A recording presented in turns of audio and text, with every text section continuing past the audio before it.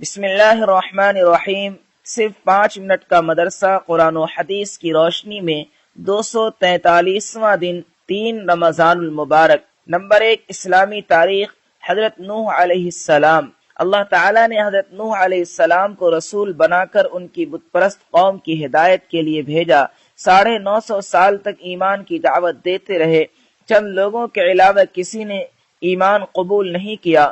وہ ان کو ہر طرح سمجھاتے رہے، مگر پوری قوم ان کو ستانے اور مذاق اڑانے میں حد سے آگے بڑھ گئی، یہاں تک کہ ان کا ایک بیٹا قوم کے ساتھ کفر و شرک پر قائم رہا۔ جب اللہ تعالیٰ نے ان کے ایمان نہ لانے کی خبر دے دی تو نوح علیہ السلام نے دعا فرمائی کہ اے اللہ، ان میں سے کسی کافر کو زمین پر زندہ نہ چھوڑیے، ان کے باقی رہنے سے شرک و کفر اور گمراہی بڑھتی چلی جائے گی۔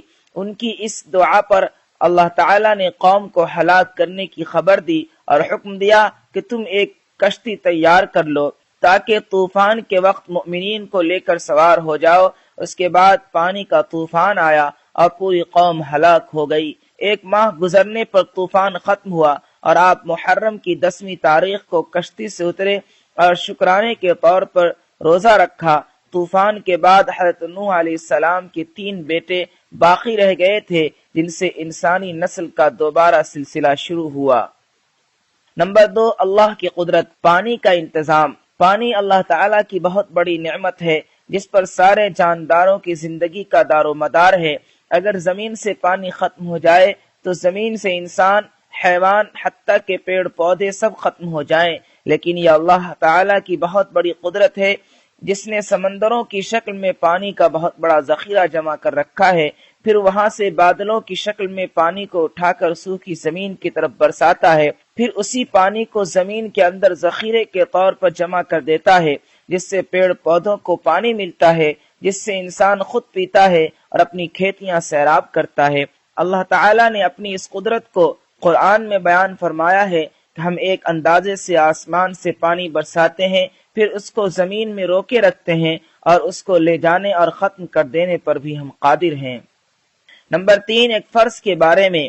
باجماعت عشاء اور فجر کی نماز پڑھنا۔ رسول اللہ صلی اللہ علیہ وسلم نے فرمایا، جو شخص عشاء کی نماز جماعت کے ساتھ پڑھے گویا اس نے آدھی رات عبادت کی، اور جو فجر کی نماز جماعت سے پڑھ لے گویا اس نے ساری رات عبادت کی۔ نمبر 4، ایک سنت کے بارے میں۔ دودھ پینے کے بعد کلی کرنا۔ رسول اللہ صلی اللہ علیہ وسلم نے دودھ پیا اور کلی فرمائی اور فرمایا کہ اس میں چکنائی ہوتی ہے۔ نمبر 5، ایک اہم عمل کی فضیلت۔ روزہ دار کو افطار کرانا۔ رسول اللہ صلی اللہ علیہ وسلم نے فرمایا، جو شخص کسی روزہ دار کو روزہ افطار کرائے اس کے لیے گناہوں کے معاف ہونے اور آگ سے خلاصی کا سبب ہوگا، اور روزہ دار کے ثواب کے مانند اس کو ثواب ملے گا، مگر روزہ دار کے ثواب میں سے کچھ کم نہیں کیا جائے گا۔ صحابہ رضوان اللہ تعالی علیہم اجمعین نے عرض کیا، ہم میں سے ہر شخص اتنی وسعت نہیں رکھتا کہ افطار کرائے، تو آپ صلی اللہ علیہ وسلم نے فرمایا، یہ ثواب تو اللہ تعالیٰ ایک کھجور سے کوئی افطار کرا دے، یا ایک گھونٹ پانی پلا دے، یا ایک گھونٹ دودھ پلا دے، اس کو بھی مرحمت فرما دیتے ہیں۔ نمبر 6، ایک گناہ کے بارے میں۔ زکوٰۃ ادا نہ کرنا۔ رسول اللہ صلی اللہ علیہ وسلم نے فرمایا، جس شخص کے پاس مال ہو اور وہ اس کی زکوٰۃ ادا نہ کرتا ہو تو وہ مال کل قیامت کے دن ایک ایسا سانپ بنا دیا جائے گا جو گنجا ہوگا اور اس کی آنکھوں پر 2 کالے نقطے ہوں گے، پھر وہ سانپ اس کو اس وقت تک نگلتا رہے گا جب تک بندوں کے درمیان فیصلہ نہ ہو جائے۔ نمبر 7، دنیا کے بارے میں۔ آخرت کے عمل سے دنیا حاصل کرنا۔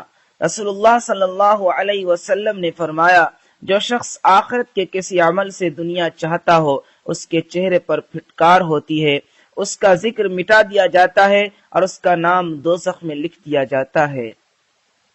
نمبر 8، آخرت کے بارے میں۔ مسلمانوں سے جنت کا وعدہ۔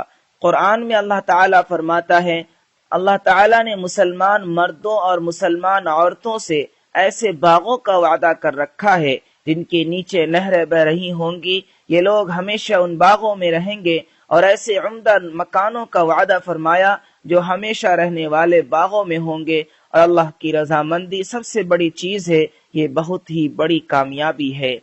نمبر 9، طب نبوی سے علاج، کلونجی میں ہر بیماری سے شفا۔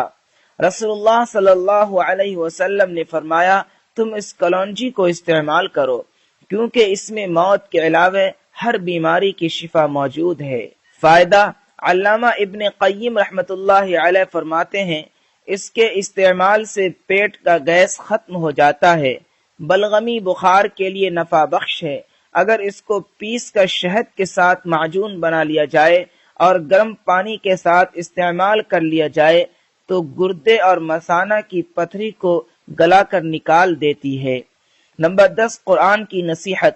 قرآن میں اللہ تعالیٰ فرماتا ہے، اے لوگو، زمین کی حلال اور پاکیزہ چیزیں کھاؤ اور شیطان کے نقش قدم پر مت چلو، وہ تمہارا کھلا ہوا دشمن ہے، وہ تم کو برائی اور بے حیائی کی باتوں کا حکم دیتا ہے اور اس بات کا حکم دیتا ہے کہ تم اللہ کے متعلق ایسی بات کہو جس کا تمہیں علم نہیں۔